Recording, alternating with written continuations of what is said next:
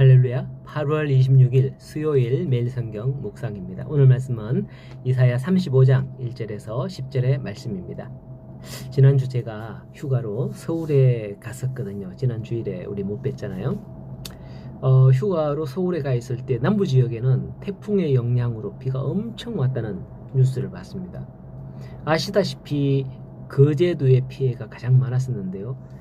연일 나오는 뉴스를 보니까 정말 말도 안 되게 피해를 많이 입었다고 하더라고요. 그렇게 피해를 입으면 복구하는데 엄청 어려움이 있죠. 부디 추석 전까지 다 피해 복구가 마무리되었으면 좋겠는데 그렇게 우리가 기도하고 그렇게 힘써야 되겠습니다. 도움을 드리지 못해서 정말 죄송하지만은 그러한 마음이라도 있습니다. 자, 이처럼 세상은 피해를 입으면 그것을 복구하는데 엄청난 시간과 노력이 필요하죠. 그런데 오늘 35장의 말씀에 보면 하나님의 심판은 어떨까요? 34장에서 에돔으로 상징되는 악한 세상에 대한 하나님의 종말론적인 심판에 대해서 예언했다면 35장에서는 심판이 시행된 후에 새로운 세상이 도래할 것을 예언하고 있죠. 언제 그런 심판이 있었느냐 하는 듯 완전히 회복되는 것을 예언하고 노래하는 걸 볼 수 있습니다. 1절에 보면 광야와 메마른 땅이 기뻐하며 사막이 백합화와 같이 즐거워하며 무성하게 피어 기쁜 노래로 즐거워하며 레바논의 영광과 갈멜과 샤론의 아름다움을 얻을 것이다. 그것들이 여호와의 영광 곧 우리 하나님의 아름다움을 보리라 라고 하는 거죠. 세상은 파괴되면 그것을 회복하는데 엄청 시간이 걸리고 어려움을 겪죠. 그런데 하나님의 심판 후 회복은 오히려 더 좋은 세상으로 바뀌게 됨을 노래합니다. 왜 그럴까요? 우리 인간들이 좋아하는 세상은 죄악으로 말미암아 파괴되지만은 하나님의 세상은 하나님의 사랑과 능력으로 회복이 되기 때문이 아닌가 생각을 하게 됩니다. 사람의 손으로 하는 것은 오랜 시간이 걸리지만은 하나님의 말씀 한마디로 세상을 창조하시고 하나님이 하시는 것은 순식간에 되는 거잖아요. 이 세상의 천지 창조하실 때를 생각해 보면 되겠습니다.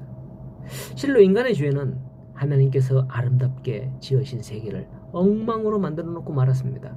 풍요로운 열매를 내었던 땅은 인간의 땀을 흘리며 수고하면서 일구어야 식물을 낼 수 있을 정도로 황폐화되었고요. 가뭄, 홍수, 지진 등의 재해들이 끊이지 않고 있습니다. 이러한 세상은 하나님께서 보시기에 적합하지 않습니다. 아무리 하나님께서 이 세상을 아름답게 지으셨다 할지라도 변질된 세상은 이미 하나님의 보시기에 악한 거죠.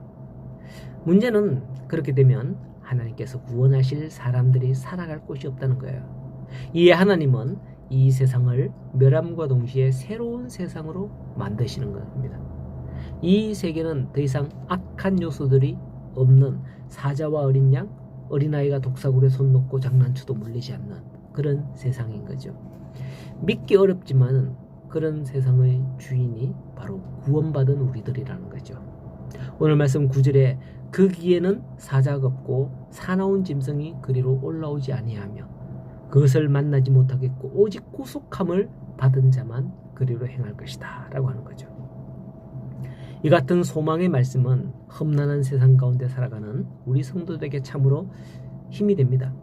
장차 들어갈 천국을 꿈꾸게 하는 거죠. 여기 나오는 사나운 짐승은 사실 단순히 사자 같은 어떤 그런 짐승을 의미하는 게 아닙니다. 바로 우리의 구원을 위협하는 사탄을 의미하는 거죠.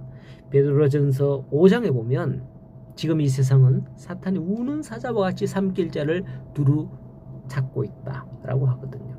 그런데 하나님이 새롭게 하실 세상에는 사나운 짐승 곧 사탄이 더 이상 성도를 해하지 못할 것이다 말씀하는 겁니다. 그러므로 오늘을 살면서 하나님이 말씀하신 이러한 세상을 꿈꾸고 생각할 때에 하나님이 장차 주실 은혜를 감사하며 좌로나 우로나 치우침 없이 신앙의 길을 갈 수 있을 겁니다. 이 꿈과 소망을 가지고 믿음으로 나아가는 오늘 우리 모든 성도님들 되기를 간절히 소원하고 축복합니다.